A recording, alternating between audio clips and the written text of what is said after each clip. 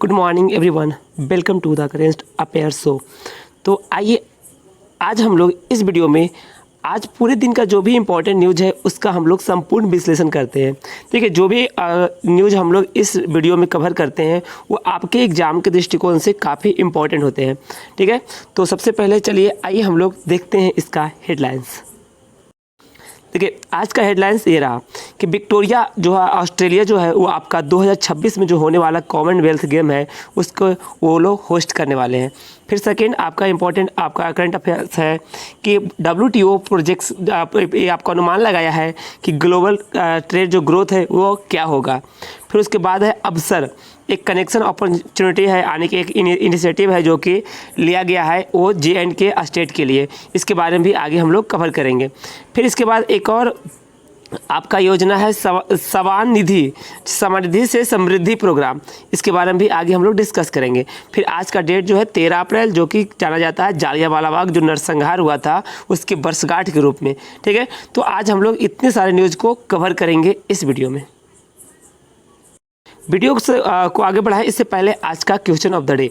देखिए, which state top the NITI Aayog के अनुसार कौन सा स्टेट है जो कि टॉप किया था एनर्जी और क्लाइमेट इंडेक्स में। ठीक है, वो भी राउंड 1 में। आपको ऑप्शन है केरला, पंजाब, गुजरात और उड़ीसा। ठीक है, आपको बताना है कि कौन सा स्टेट है जो कि टॉप किया है इसमें। देखिए, अगर आप कल का वीडियो यानी कल का सेक्शन अगर देखे होंगे तो इसका आंसर आप आराम से दे पाइएगा। ठीक है, अगर आप आंसर दे पा रहे हैं तो कमेंट सेक्शन में इसका आंसर को कमेंट कीजिए। वीडियो के लास्ट में हम लोग जाते जाते इसका आंसर दे के ही जाएंगे। चलिए देखिए, आज का जो पहला आपका ये है कि जो विक्टोरिया है एक स्टेट है आपका ऑस्ट्रेलिया में, उसका वहाँ पे वो जो है 2026 में होने वाले कॉमनवेल्थ जो गेम है उसका होस्ट करने जा रहा है। ठीक है, ये विक्टोरिया स्टेट है जो कि ऑस्ट्रेलिया का वो होस्ट करेगा 2026 का कॉमनवेल्थ गेम। ठीक है, इसका फोकस ये होगा कि ये एक तरह से boosting of economy of the region, यानी इस रीजन में जो इकोनॉमी है वो बूस्ट हो, ये उद्देश्य से ये जो है ये गेम का वो होस्ट करने जा रहा है आपका विक्टोरिया, जो कि आता है ऑस्ट्रेलिया का एक स्टेट है। देखिए, ये आगे कहा गया है कि मेलबर्न जो कि विक्टोरिया स्टेट का कैपिटल है वहाँ पे ये इसका जो है होस्टिंग का राइट्स है जो उसको दिया गया है। एक टाइम आपको वहाँ पे दिया गया था जिसमें जिसके बाद उन्हें इसके लिए राइट्स को दिया गया था। देखिए, आगे जो है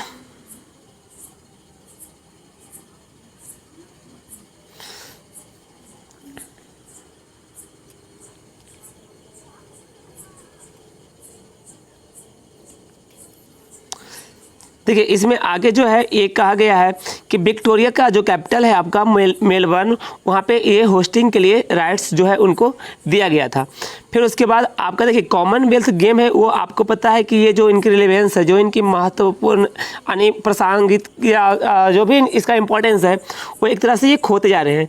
इस कारण से देखिए पिछले जो 4 जो भी कॉमनवेल्थ गेम हुआ था उसको होस्ट किया है ब्रिटेन या ऑस्ट्रेलिया, यानी बहुत सारे कंट्री है जिसको होस्ट करना चाहते भी नहीं, इतना पॉपुलरिटी इसमें अब बचा ही नहीं है। ठीक है, अगर बात करें उसके बाद 2026 संस्करण के लिए तो इसके में देखो कोई no other nation expressed interest, कोई भी और देश जो है इसके प्रति रुचि दिखाई नहीं, सिर्फ और सिर्फ ऑस्ट्रेलिया को छोड़कर। ठीक है, इसलिए यह कॉमनवेल्थ गेम जो 2026 है उसका जो होस्ट करने का राइट्स है वो ऑस्ट्रेलिया को मिला है। फिर उसके बाद करते हैं 2026 संस्करणों की, तो मेजबानी करने के लिए ऑस्ट्रेलिया को छोड़कर किसी अन्य देश ने रुचि दिखाई नहीं है। ठीक है, तो इस तरह से 2026 गेम का जो है वो होस्ट जो है वो आपको ऑस्ट्रेलिया करेगा। आपको पता है कि ये कॉमनवेल्थ गेम है जो हमें हर एक 4 साल पे होता है। ठीक है, जिसमें क्या होता है कि जो भी कॉमनवेल्थ जो कंट्री है वो इसमें पार्टिसिपेट करते हैं। अगर पिछले संस्करण की बात करें 2018 की, तो ये आपका भी ऑस्ट्रेलिया होस्ट किया था। ठीक है, ये किया था आपको कहाँ, गोल्ड कोस्ट में। 2006 एडिशन की बात करें, देखिए ऑस्ट्रेलिया अब तक कॉमनवेल्थ का आपका टोटल 5 जो है संस्करण जो 5 आपका जो टाइम्स है 5 बार वो होस्ट किया है। 1938 में, 62 में, 82 में, 2006 में और 2008 में। ये 5 बार जो है ऑस्ट्रेलिया कॉमनवेल्थ गेम को होस्ट कर चुका है। चलिए देखिए, आपको पता है कि इस साल भी 28 जुलाई से 8 अगस्त तक आपका कॉमनवेल्थ गेम है जो कि होने वाला है। इसका जो एडिशन है, ये जो होने वाला कॉमनवेल्थ गेम है इस साल, वो आपका होगा बर्मिंघम यानी कि इंग्लैंड, ये इसको होस्ट करेगा। ठीक है, इस साल जो है वो आपका बर्मिंघम और क्या होगा, इंग्लैंड होस्ट करेगा। देखिए एक इंटरेस्टिंग बात थी कि ये साउथ अफ्रीका में होने वाला था, लेकिन साउथ अफ्रीका को एक टाइम ड्यूरेशन दिया गया था, लेकिन उसकी तैयारी नहीं देखी गई सही ढंग से। इस कारण से उसका राइट्स को क्या कर दिया गया था, छीन लिया गया, हटा दिया गया, और इसको इस बार बर्मिंघम जो है वो होस्ट करने जा रहा है इस बार का कॉमनवेल्थ गेम। देखिए कॉमनवेल्थ जो गेम है उसे एक तरह का फ्रेंडली गेम भी कहा जाता है। ठीक है, यह जो है एक तरह का फ्रेंडली गेम है जो कि इंटरनेशनल मल्टी स्पोर्ट्स जो है इसमें भाग लेते हैं, और इसमें यह जो है हर एक 4 साल पे होता है, और इसमें जो भी कॉमनवेल्थ की जो कंट्री है, ठीक है ना, वो भाग लेते हैं। और इसका सबसे पहला जो आयोजन है वो हो गया था 1930 में। ठीक है, 1930 में इसका पहला आयोजन हुआ था, और हर 4 साल पर ये आपका ये जो है आपका होता है, और इसे एक तरह से कहा जाता है फ्रेंडली गेम्स। चलिए देखिए इसका आज का जो दूसरा न्यूज़ है वो ये है कि WTO जो है वर्ल्ड ट्रेड ऑर्गेनाइजेशन, उन्होंने ग्लोबल ट्रेड जो ग्रोथ है उसका जो अनुमान लगाया है। ठीक है, इनका पहले मानना था कि जो ग्रोथ है होगा जो ट्रेड का वो होगा 4.7%, लेकिन ये अब जो अनुमान है ये रिवाइज कर दिए हैं, और इनका मानना था कि अब जो ग्रोथ होगा वो होगा 3%। इसका कारण सिंपल है, जो रसिया और यूक्रेन के बीच जो वार चल रहा है इसके कारण जो दुनिया का ट्रेड है ये घटेगा। ठीक है, वो भी घट के कितना हो जाएगा, 3%। और एक और यहाँ पे अनुमान है कि इस तरह से दुनिया में फूड क्राइसिस होने की संभावना है। इसका सिंपल रीज़न है कि यूक्रेन और रसिया जो है वो भारी मात्रा में जो फूड आइटम है, जैसे खास तौर पे गेहूं, उसका एक्सपोर्ट करता है। अगर ये दोनों के बीच युद्ध हो रहा है, देखिए यूक्रेन का तो आपका जान रहे हैं कि युद्ध का स्थिति बहुत ख़राब है, इस कारण से जो कि वो एक्सपोर्ट नहीं कर पा रहा है, और रसिया पर भारी सैंक्शन लगाया गया है, इस कारण से भी वो एक्सपोर्ट नहीं कर पा रहा है, जिसके कारण पूरी दुनिया में एक तरह से फूड क्राइसिस क्रिएट हो जाएगा। देखिए इसके जस्ट पहले कोविड-19 के जो पैंडेमिक था इसके कारण से ट्रेड प्रभावित हुआ था, और एक और जले पे नमक क्या हो गया था, छिड़क दिया कि जो ये रसिया और यूक्रेन के बीच वार हो गया। इसके कारण से ये जो वार है लगभग बहुत लंबे समय तक टिक गया, 7 सप्ताह से भी ज़्यादा इस समय तक ये वार जो है वो चल गया, जिस कारण से ये जो है ट्रेड जो दुनिया का है वो काफ़ी इफेक्ट हुआ है। उसके बाद बात करें एक और आगे आने वाला फ्यूचर में हो सकता है इसके कारण भी जो है इफेक्ट हो आपका ट्रेड, वो कहा गया है आपका द लॉकडाउन्स इन चाइना। आपको पता है कि हाल फिलहाल में जो चाइना में जो है वो जो कोविड-19 केसेस है वो अचानक से बढ़ने लगी, इस कारण से बहुत सारे जो शहर है इनका वो लॉकडाउन हो चुका है। ठीक है, इसके कारण भी इकोनॉमिक जो रिकवरी है वो होने में काफ़ी प्रॉब्लम होगी। उसके बाद फिर आपका बात करते हैं रसिया यूक्रेन जो इफेक्ट है उसके कारण पूरी दुनिया है आपको प्रभावित है। फिर ठीक है जी, फिर पैंडेमिक ऑल्सो इसको डिसरप्ट कर दिया पूरी तरह से, जो चेन है पूरी दुनिया में ट्रेड का, वो उसको क्या किया, पूरी से बर्बाद कर दिया। इससे क्या होगा कि महंगाई बढ़ेगा, और आपका जो ट्रेड ग्रोथ है वो एक्सपेक्टेशन से आपका अनुमान से बहुत नीचे रहने वाला है। ठीक है, इसी तरह से पूरे जो भी छोटे छोटे कंट्री, इकोनॉमिक जो बिग कंट्री है उस पर इसका काफ़ी असर देखने को मिलेगा। जिससे एग्जांपल बात करते हैं हमारे पड़ोसी कंट्री श्रीलंका, जो कि अभी आपके जो इकोनॉमिक स्थिति है आप इसको आने की देख पा रहे होंगे। इसका सिंपल रीज़न है, एक पैंडेमिक पहले था, उसके बाद फिर रसिया जो और यूक्रेन के बीच है जो आपस में युद्ध जो है, इस कारण से जो पेट्रोल का प्राइस, क्रूड ऑयल का रेट है वो बढ़ गया। इस कारण से ये जो छोटे छोटे कंट्री है जो इकोनॉमिकली वीक है वो काफ़ी इफेक्ट होंगे इससे। देखिए अब WTO का मानना था कि इस साल जो होगा वो जो ट्रेड ग्रोथ होगा वो आपका होगा 3%। इस साल जो है वो आपका 3% हो जाएगा, लेकिन 2023 में हो सकता है कि ये थोड़ा बढ़ के हो जाए 3.4%। लेकिन एक इसमें लगा गया है कि भैया जो इसका ग्रोथ है वो अनसर्टेन होगा, क्योंकि कॉन्फ्लिक्ट के कारण ये युद्ध कब तक चलेगा, इसका असर और क्या होगा आगे, इसके बारे में कुछ भी नहीं कहा जा सकता। इस कारण से लग रहा है कि आगे क्या अनुमान होगा ट्रेड ग्रोथ का वो नहीं, मुश्किल है कह पाना। ठीक है, लेकिन इस साल जो है वो अनुमान लगाया गया है 3% का। अब इससे सबसे बड़ा जो खतरा होगा आपका दुनिया में इस युद्ध से वो फूड क्राइसिस आपका हो जाएगा। देखो सिंपल रीजन है कि जो रसिया और यूक्रेन है ये दोनों देश जो है आपका ग्रेन का जो है बहुत सारे जो भी ग्रेन्स है उसका सप्लाई बहुत बड़ा सप्लायर था। ठीक है, इससे प्रॉब्लम उन कंट्री को, खासतौर पे जो पुअर कंट्री है आपका हो गया सेंट्रल ईस्ट एशियन कंट्री, या तो फिर बात कर लीजिए आपका अफ्रीकन कंट्री, ये सब जो कंट्री है इससे काफ़ी प्रभावित होगी। खासतौर पे जो गरीब लोग होंगे वो भूख से कारण से बहुत सारे लोग की यहाँ पे हत्या हो जाएगी। देखिए, अगर बात करें इंडिया की, तो इंडिया के पास एक बहुत बड़ा सौभाग्य है कि यहाँ पे जो फर्टाइल जो एरिया है बहुत ज़्यादा है। इसके कारण हमारे कंट्री में ख़ासतौर पे अभी फूड क्राइसिस का कोई संभावना नहीं। ख़ासतौर पे आप देखे होंगे कि जो गवर्नमेंट है वो काफ़ी महीनों से जो हमारे जो लोग हैं उनको जो है मुफ्त में अनाज दिया जा रहा है, ठीक है। तो आगे इस तरह से जो हमारे एक तरह से कहिए कि फर्टाइल बहुत ज़्यादा एरिया है, जिस कारण से हो सकता है कि पूरी दुनिया को हम लोग ज़रूरत पड़ने पर फूड सप्लाई कर सके। इसके लिए हमारे जो पीएम है वो सूचना आपको संकेत दे चुके हैं कि अगर दुनिया में शॉर्टेज कभी भी आएगी अनाज की, खासतौर पे गेहूं की, तो हम लोग एक्सपोर्ट करने के लिए बिल्कुल रेडी है, अगर WTO इसके बीच में ना आए, ठीक है। देखो, इसके बारे में एक थोड़ा सा इशू है कि WTO का एक अलग सा यहाँ पे इशू आ जाता है। इसके बारे में कभी हम क्या करेंगे, इस चैनल पे एक वीडियो कवर करेंगे ज़रूर, ठीक है। तो देखिए, तो इस तरह से कह सकते हैं कि भारत में खासतौर पे ऐसी कोई स्थिति बनने की संभावना दिख नहीं रही है, ठीक है। और मानसून खासतौर पे अनुमान लगाया कि इस बार जो मानसून है बिल्कुल टाइम पे आएगा, तो आगे भी हो सकता है अनाज का कोई भी प्रॉब्लम हमारी कंट्री में खासतौर पे नहीं होने वाला है। अब अगर बात कर ले WTO का, देखिए, तो इसका फॉर्मेशन हुआ था आपका 1 जनवरी 1995 में, ठीक है। 27 साल पहले आपका 1 जनवरी 1995 में इसका फॉर्मेशन हुआ था। इसका सिंपल हेडक्वार्टर आपको मिलेगा जिनेवा, स्विट्जरलैंड में। इसका हेडक्वार्टर आपको जिनेवा, स्विट्जरलैंड में मिलेगा। उसके बाद ऑफिशियल लैंग्वेज का बात करें तो यहाँ पे देखिए आपको मिलेगा इंग्लिश, फ्रेंच और स्पेनिश, ये इसका ऑफिशियल आपका लैंग्वेज है। और मेंबर की बात करें तो 164 मेंबर, अभी तक WTO के अंदर आपको 164 मेंबर आपको मिलेंगे। चलिए देखिए, अगला न्यूज़ ये है कि अवसर जो है इनिशिएटिव वो लॉन्च किया गया है आपका जम्मू एंड कश्मीर जो यूनियन टेरिटरी है उसके लिए।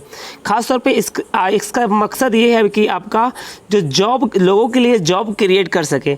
इसके लिए आपका यूनियन टेरिटरी और इंडस्ट्री, ये दोनों के बीच एक समन्वय बनाने के लिए आपका ये जो पोर्टल है आपका लॉन्च किया गया।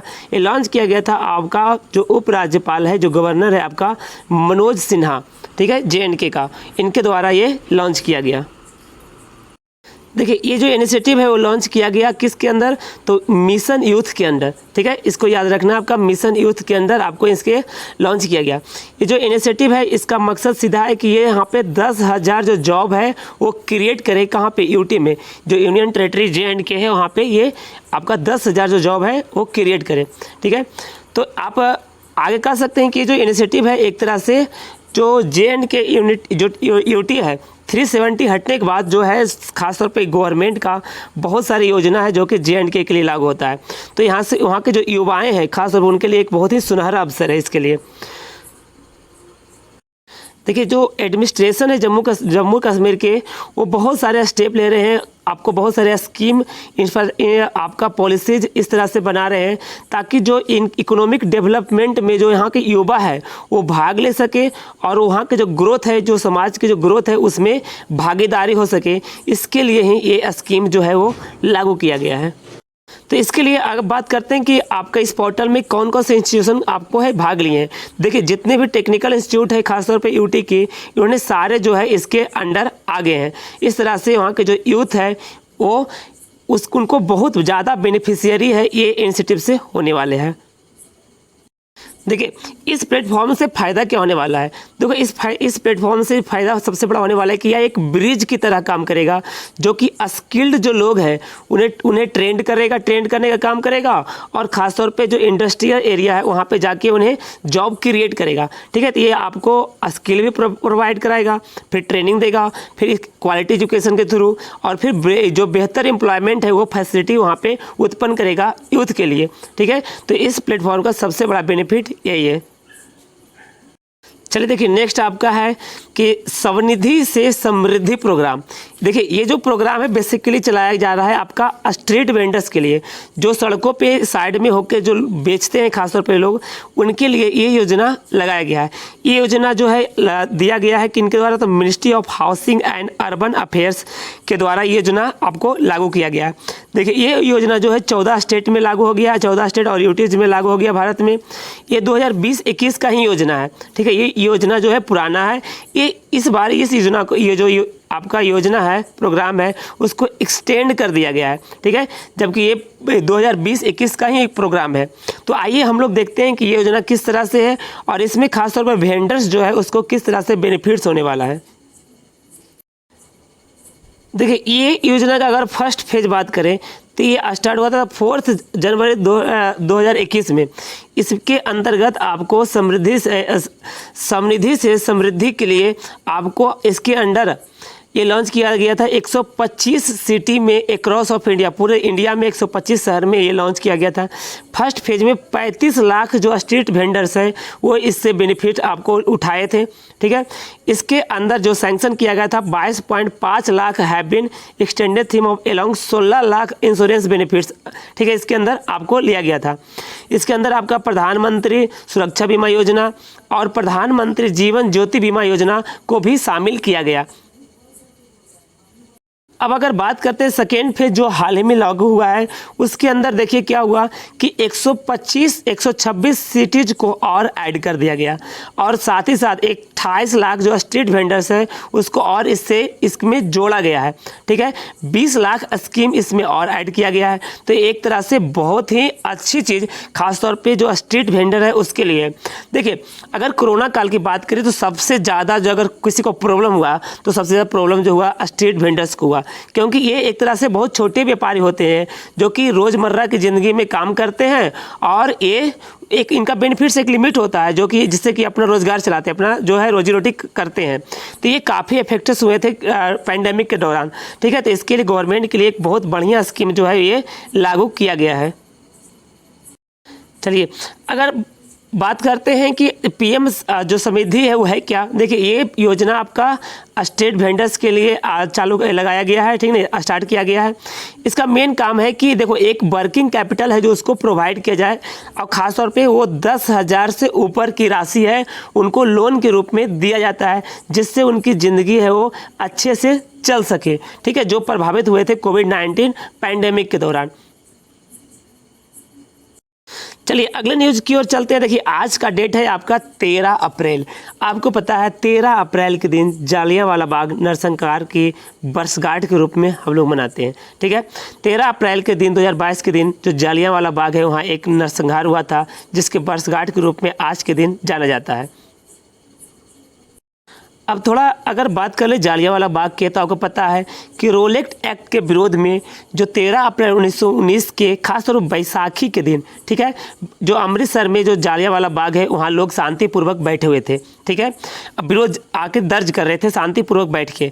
लेकिन वहाँ पे जनरल ओ डायर जो कि उस पर जो भीड़ जो वहाँ पे जमा हुए थे, एकत्र हुए थे, उन पर गोलियाँ चलवा देता है और इस नरसंहार से जो बहुत सारे जो निर्दोष लोग हैं उनकी निर्मम हत्या की जाती है, ठीक है, हत्या की जाती है। इस नरसंहार से जनरल डायर को ब्रिटिश संसद द्वारा सम्मान किया जाता है। सोच लीजिए कितने शर्म की बात है कि एक ऐसा इंसान जो कि हजारों लोगों की मौत का कारण है और उसे एक संसद जो है वो सम्मान करता है, ये बहुत ही शर्म की बात है। इसके बाद देखो जो महात्मा गांधी और रविन्द्रनाथ टैगोर सहित कई नेताओं ने जो क्या किए थे, अपने जो मुक्ति का जो संघर्ष था वो तेज कर दिए थे। देखो, अगर रोलेक्ट एक्ट की बात करें तो ये ब्रिटिश सरकार के द्वारा एक कानून था जिसके तहत अधिकतम किसी भी व्यक्ति को 2 साल पर सिर्फ संदेह के आधार पर कैद किया सकता है। अरे सिर्फ अगर आप पे शक हो गया तो 2 साल तक कैद किया जा सकता है। तो एक तरह से ये इसे अंधा कानून भी कहा जाता था, ठीक है जी। चलिए आगे बात करें प्रतियोगिता परीक्षाओं के दृष्टिकोण से जो 13 अप्रैल है 2022 के लिए मुख्य जो समाचार है कौन सी है। देखिए, पहला आपका राष्ट्रीय करंट अफेयर्स की बात करें तो भारत और अमेरिका वाशिंगटन में आज 2+2 जो मंत्री स्तरीय वार्ता हुई थी, स्थिरता और कानून के शासन को बढ़ावा देने के लिए अपनी प्रतिबद्धता को पुष्टि की थी। और उसके बाद बात करें यूजीसी में छात्रों को फिजिकल मोड में एक साथ 2 पूर्णकालीन डिग्री प्रोग्राम करने की अनुमति दे दी गई। फिर बात करें नेपाल की सेना प्रमुख जो है प्रभुराम शर्मा ने दिल्ली में असम राइफल्स के महानिदेशक लेफ्टिनेंट जनरल प्रदीप चंद्रन नायर के साथ बातचीत की, ठीक है। असम राइफल्स के जो लेफ्टिनेंट जनरल है प्रदीप चंद्रन, उसके साथ बात की नेपाल सेना के प्रमुख प्रभुराम शर्मा जी ने। चलिए आगे बात करते हैं आर्थिक करंट अफेयर्स। देखिए जो सीपीआई है यानी कि उपभोक्ता मूल्य सूचकांक, वो मार्च के महीने में बढ़ के हो गया लगभग 7%, जो 17 महीनों में सबसे अधिक है। अब दूसरी बात करें तो औद्योगिक उत्पाद सूचकांक जो होता है आईआईपी, वो फरवरी में 1.7% की दर से बढ़ गई है। ठीक है, यानी इन्फ्लेशन जो है भैया, जो महंगाई दर है, वो पूरा जो दुनिया का हर कोई कंट्री है वो इससे अभी परेशान है, तो इससे भारत भी इफेक्ट होगा ही होगा। अगर बात करें भारत और एडीबी ने नागालैंड में नगर पालिका संसाधन जुटाने की सहायता के लिए 2 मिलियन जो प्रोजेक्ट रेडिनेंस फाइनेंस ऋण पर हस्ताक्षर कर दिए। ठीक है, 2 मिलियन यहाँ पे बेसिकली डॉलर होंगे। फिर उसके बाद है कि सहकारिता मंत्री जो अमित शाह है, वो नई दिल्ली में सहकारिता निधि पर राष्ट्रीय सम्मेलन को संबोधित किया। आगे यूएनडीपी और एडाप्टेशन इनोवेशन मार्केटप्लेस AIM के भागीदारों ने भारत सहित 19 देशों में 22 स्थानीय नव प्रवर्तकों के लिए जलवायु कार्रवाई अनुदान में $2.2 मिलियन की घोषणा की। और हाल ही कल के इस वीडियो में हम इस पर एक कंप्लीट हम लोग क्या किए थे, एक एनालिसिस भी किए थे कि मानव अंतरिक्ष उड़ान अंतर्राष्ट्रीय दिवस जो है 12 अप्रैल को मनाया गया। ठीक है, 12 अप्रैल को मनाया गया। कल इसके बारे में हम लोग डिस्कस किए थे। ठीक है भाई, तो आज के लिए इतना ही इस वीडियो में।